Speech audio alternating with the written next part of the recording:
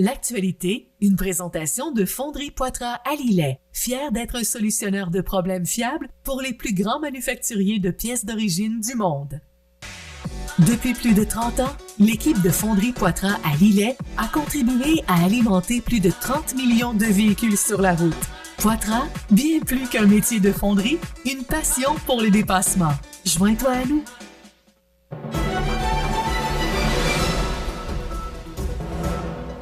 Alors, je salue cette belle entreprise qui présente le retour sur l'actualité. La Fonderie Poitras, une belle entreprise qui travaille beaucoup sur... je vais trouver le bon mot, là, qui donne beaucoup d'importance à ses employés. On vous a parlé récemment là, de cette journée santé-sécurité au travail. Là. C'est quand même une journée qui est avec ces chapiteaux, des exposants, et les employés sont invités à se rendre sur le chapiteau. Il y avait du plaidin, en tout cas une belle journée.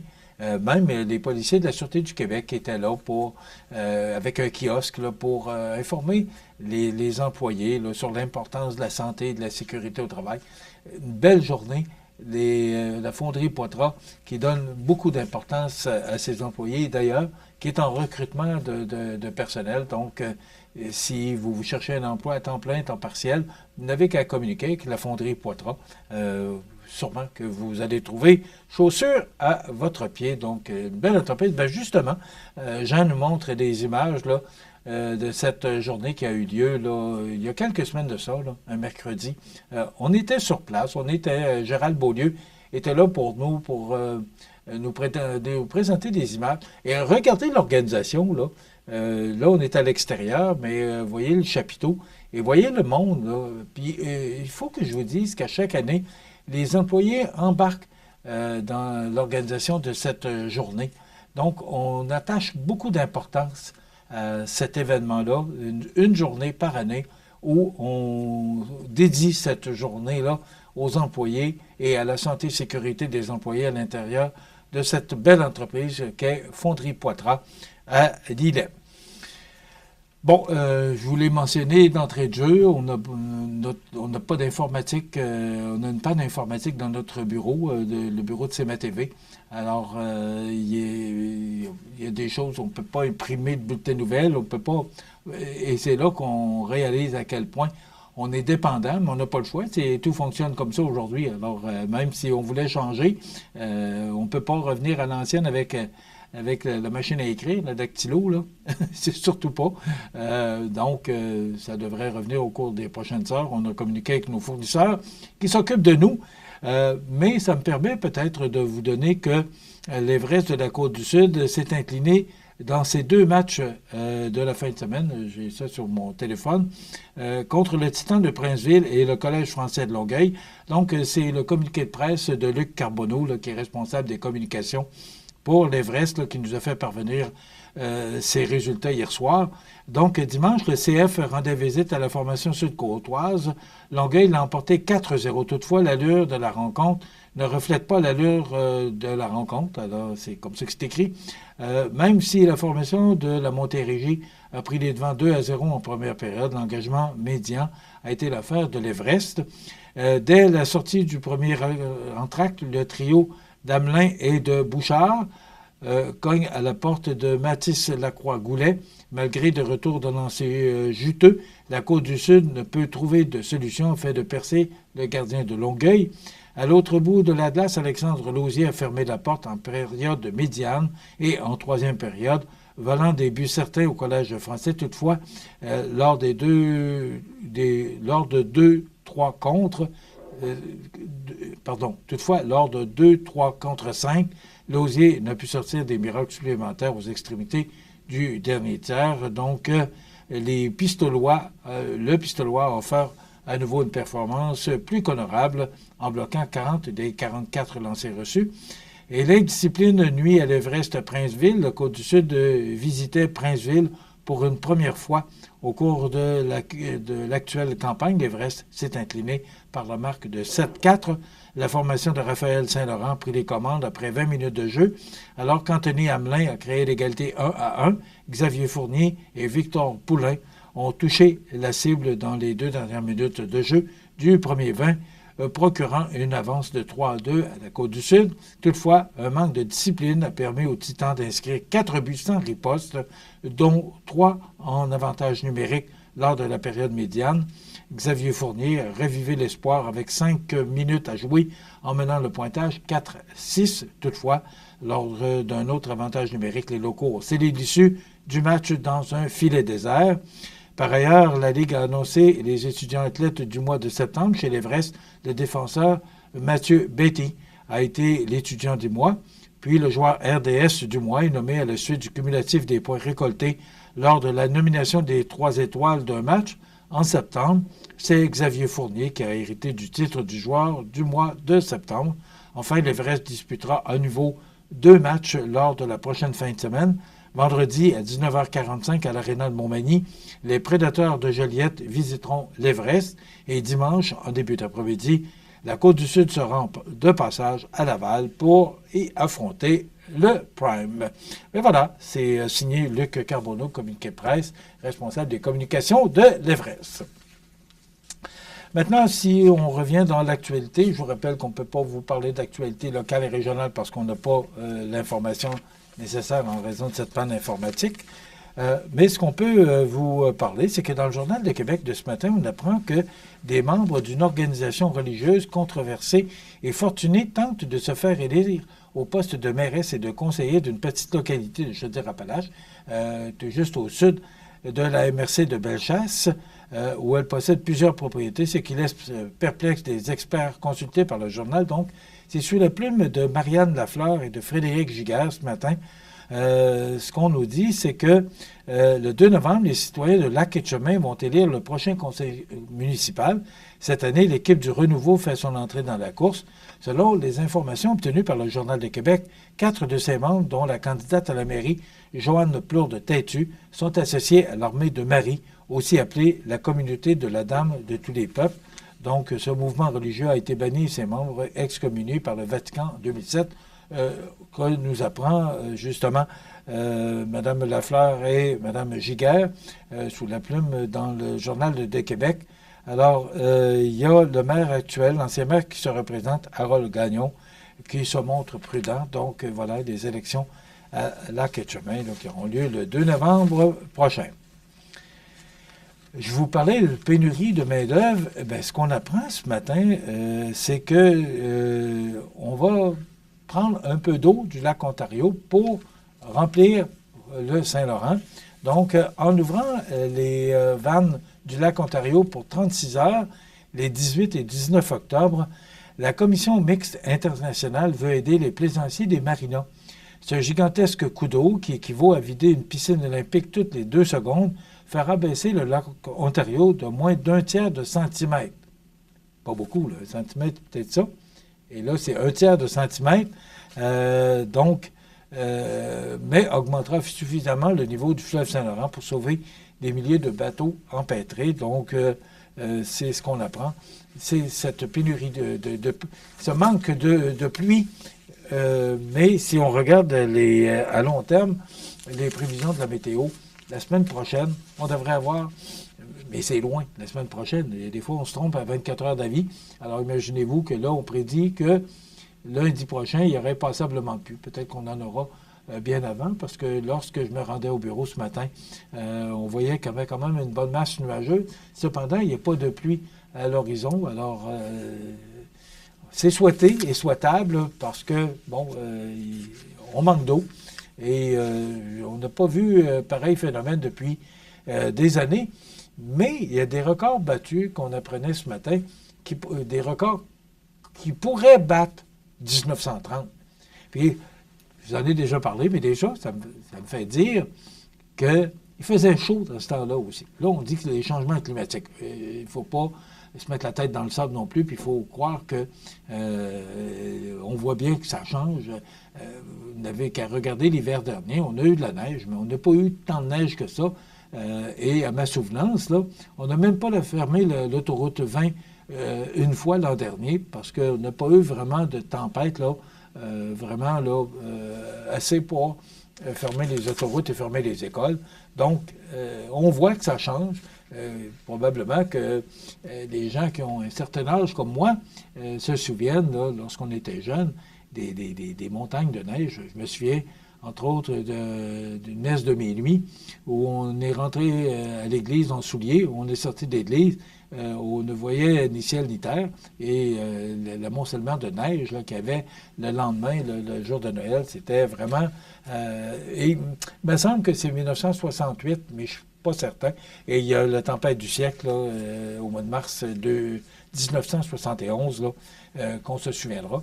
Bien, on n'en voit plus de précipitations comme celle-là. Alors, oui, c'est vrai, il faut réaliser que ça a bien changé, mais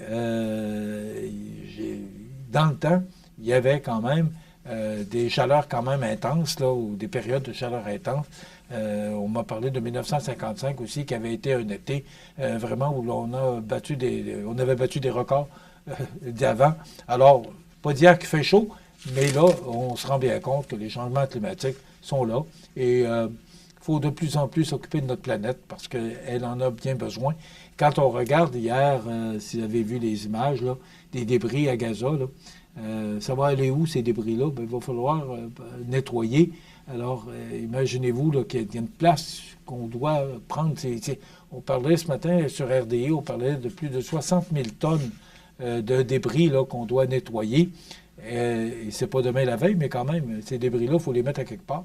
Alors, et c'est du ciment, la plupart, ce sont des bâtisses de béton. Alors, voilà, notre planète a bien besoin d'aide. Et je pense qu'il faut s'en préoccuper de plus en plus. M. Sarkozy, l'ex-président Nicolas Sarkozy, qui, somme toute, devrait être incarcéré à compter du 21 octobre à la prison de la Santé à Paris, a appris hier l'AFP de sources proches du dossier à la suite de sa convocation par le parquet national financier.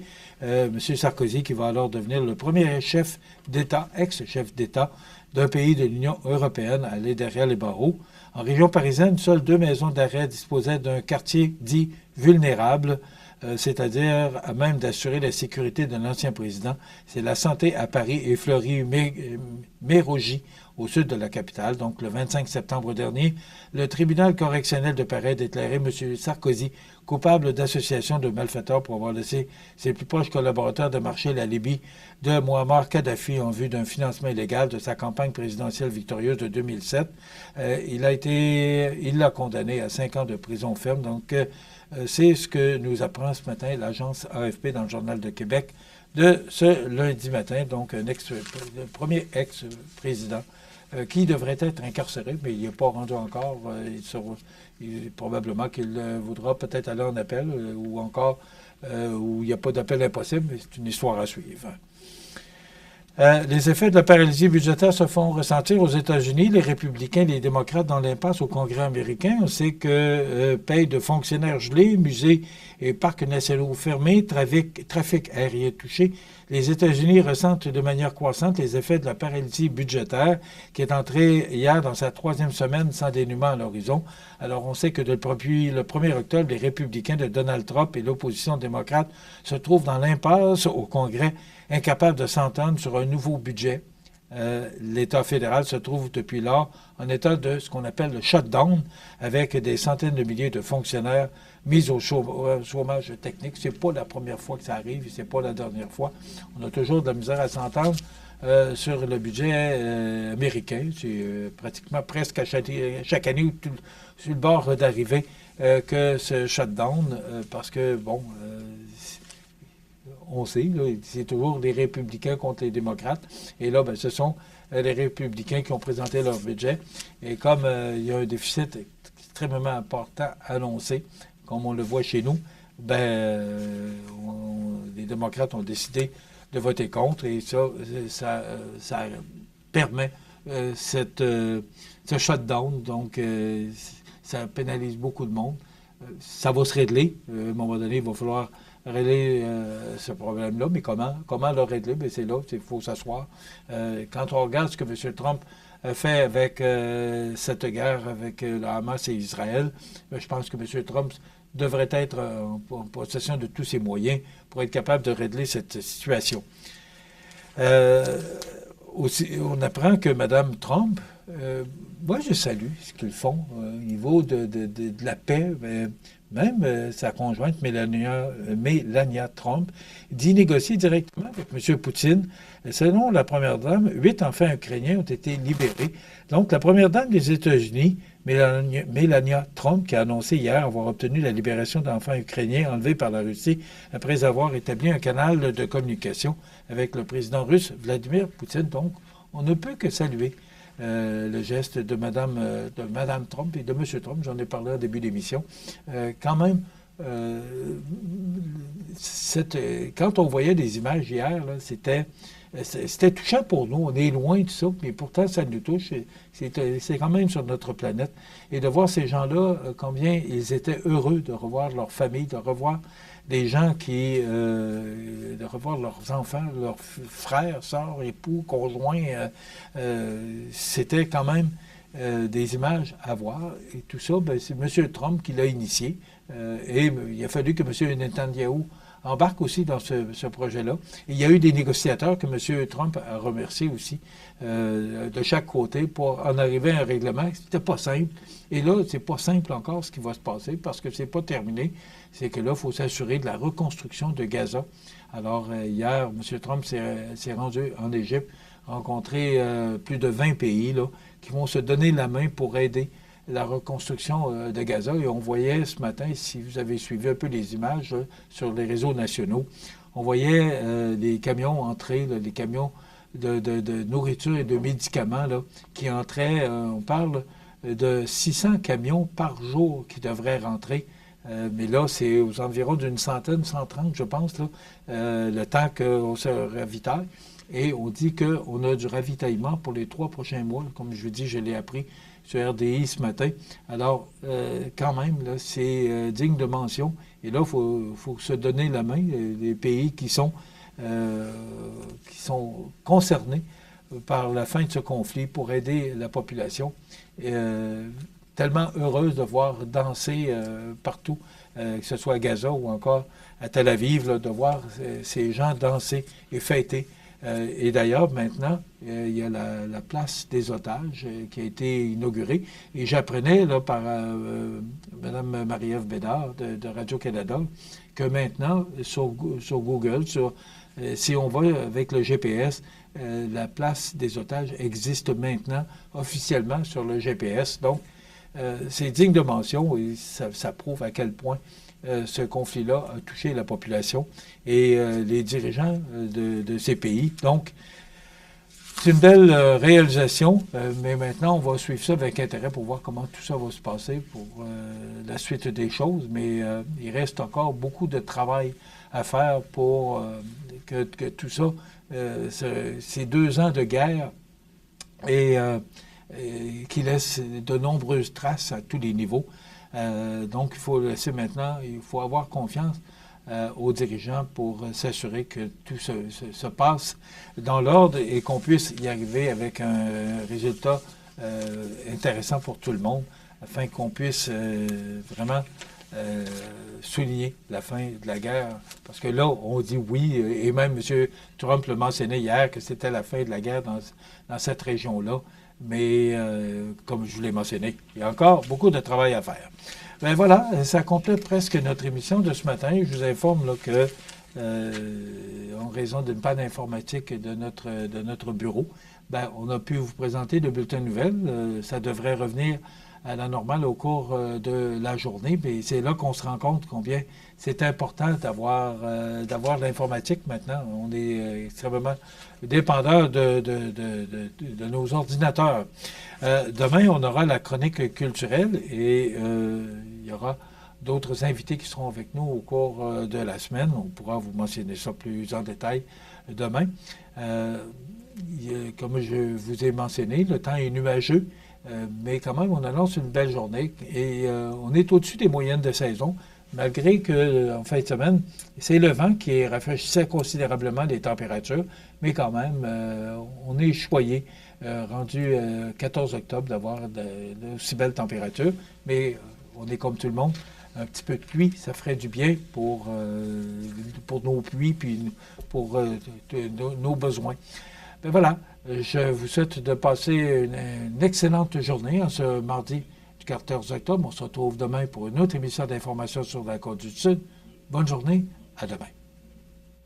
L'actualité, une présentation de Fonderie Poitras à Lillet, fier d'être un solutionneur de problèmes fiables pour les plus grands manufacturiers de pièces d'origine du monde.